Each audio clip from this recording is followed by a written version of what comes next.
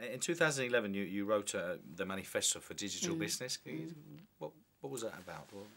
Well, I think it's a cause, that, and I think what you find in any causes that are created, whether it's on abuse or anything, they usually stem from pain. You know, that I've experienced some pain, I don't want other people to experience it, or if they are experiencing pain, I want them to go somewhere and have someone that cares. And in 2009, I wrote my book, Know Me, Like Me, Follow Me. And that was really to help people to understand the journey of getting known and liked and followed and what it means to business people. And the Minister for Business at the time, Mark Prisk, read the book and asked me to come in and said, look, we know that digital is really important in the way that we support our small businesses around the country. And Chamber of Commerce and the FSB and the CBI and all these amazing institutions that support businesses across the country, they're not supporting them digitally.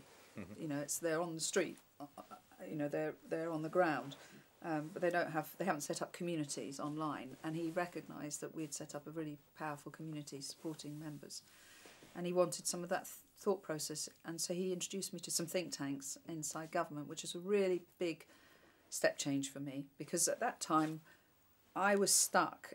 I wasn't Facebook, Twitter and LinkedIn, and I wasn't regarded and respected like those machines were that were funded by £2.3 billion worth of investment. But I wasn't the chamber, I wasn't the old institutes that were established. So I was in this little void, and it was a lonely place to be. A very lonely place to be, and I couldn't attach myself to an industry. Do you know what I mean? I was furrowing my own pathway. So to suddenly find myself sitting in think tanks with director generals and things of these was oh God, have I finally arrived somewhere where I can anchor myself? And when I sat in these rooms, with huge respect for all these people, it became really obvious that none of them had a digital agenda for their businesses. They knew amazing knowledge of accounting and marketing and sales and those skills, but none of them felt comfortable with this subject of social and going social. And going social doesn't happen in a marketing department. Going social happens at a leadership level. A bit like saying to you, if you've never been to a pub, how do you know the dynamics of a pub? Going social has to happen at that leader level. And I likened it in this meetings to, I remember in 1983, coming into business, and everywhere was these posters saying customer is king and this lion's head saying customer is king. And as I walked around the departments, and I thought, do you like customers? And the people in the warehouse would say, no, the customer's an arsehole. Well, do you like customers? No, the only place customer was king was in the customer service department. And so, because those two people there were hired to be lovely people that cared about the customer. And it's the same now in going social. People say, oh, we've gone social because they've got two people tweeting in a marketing department, but the business hasn't gone social. They haven't decided to really, truly engage and build community around them. So I said, we need to do a manifesto for Digital Business Britain, and I wrote it, and Mark Prisk supported it. And out of that, I made 8 pledges around ethics and values and education and skills, and etc.